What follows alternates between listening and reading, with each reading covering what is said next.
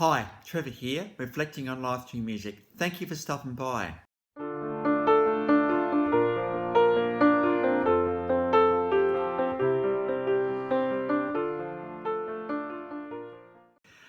Well, coming again, you're very welcome. I trust you enjoyed my last video on 80s band Fine Young Cannibals and through the song Johnny Come Home, which is all about Johnny who had run away. We look at what needs to happen for both the kid to come back and for the parents. So I trust you found that one encouraging.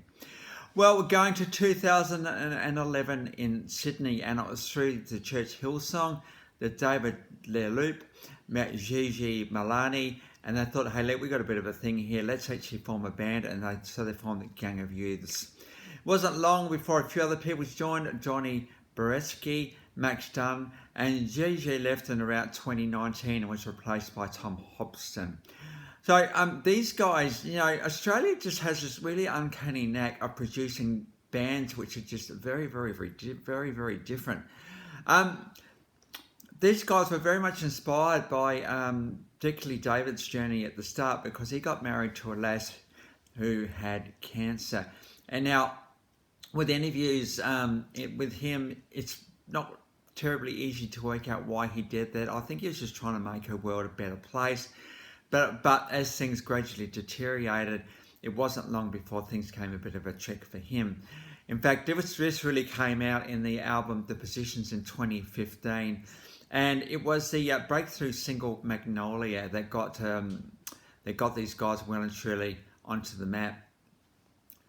In fact, as I've been doing of late, we've got links to all these videos below. So let's have a look at Magnolia. Now, Magnolia is just pretty confronting. This is a song all about David's attempt at suicide. It was all getting a bit much for him, and so the girl going.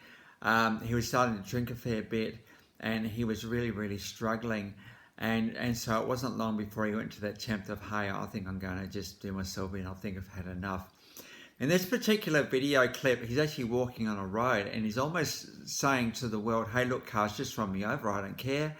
But don't honk at me, go around me, because what are these 5 lanes of traffic? There's 4 other lanes you guys can go on, so I'm just going to stay here.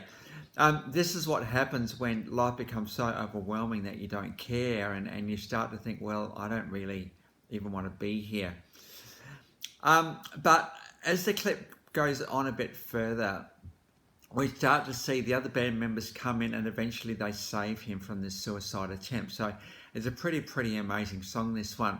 And I think I just want to pause a little bit on this song, just a little bit more. How often have we heard, we had no idea this was actually a thing even. Goals have been set. It was a very positive time, and everything really good. And next minute they've ended their life. We don't want to be casting blame on anybody here. If we think we've kind of missed it, well, sometimes, hey, we're human beings, and human beings can actually cover things up pretty well. And so, as in the case of David, the only thing that saved David was the relationship he had with his bandmates, and that relationship happened before Gang of Youths started. And because of that, they kind of just had a bit of a vibe, a bit of a feeling that now something needed to be done. But we don't always get that opportunity. We think, we left scratching our heads thinking, wow, I had no idea.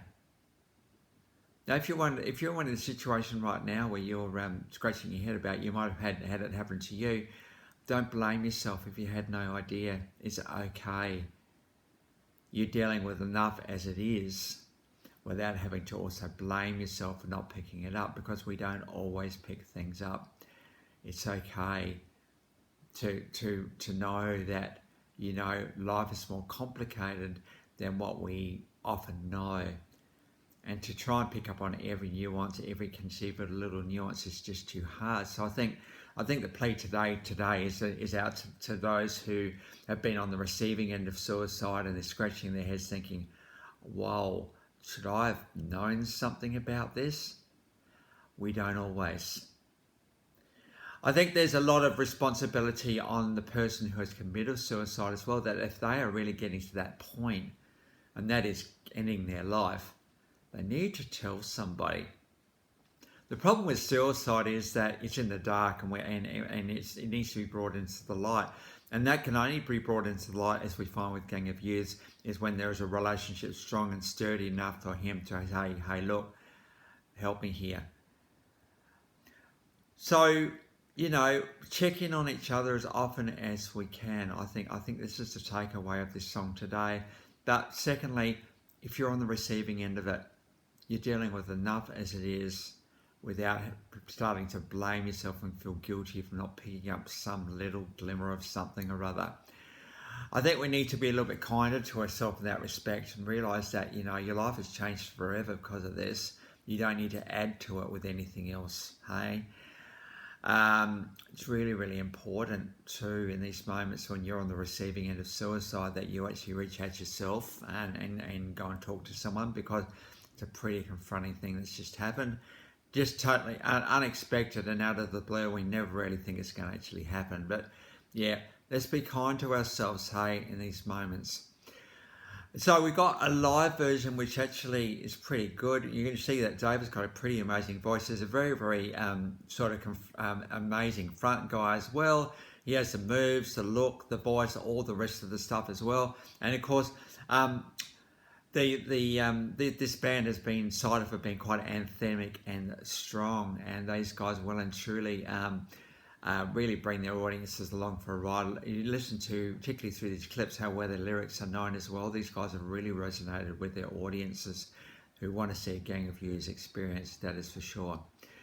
That was 2015, the positions. 2017, Go Further in Lightness. This is an interesting follow-up title, just thinking about this one. We're not going further in darkness. Even though David would be the first to admit that he likes writing about tragedy and stuff like that, this is going further in lightness. So we're starting to get a little bit of hope coming through here. It was around that time, just after this time, that Gigi left the band and he got replaced by Tom Coggan. But this is a very massive album for Gang of Youths. It won 4 ARIA Awards out of 8 nominations. And in the Triple J Hottest 100, which happens every year, there are 3 songs in the top 10, and that does not happen. It's only happened once before, and so pretty big album, this one. I've got a live version of Let Me Down Easy from that one. A bit of a trick to know what this one's about. I think it's just about love, relationships, and just the absolute nuances and fine detail of them, and how, we can just write songs, hey, I love you, but we need to get into the mess of it all and say, hey, what happens when they don't go so well? What happens when they're going really, really well? How do you feel, and how are you going with it? I think it's great to provide songs like this one, which provide a bit of mystery around relationships and love, and enables us to have a think for ourselves about what we think.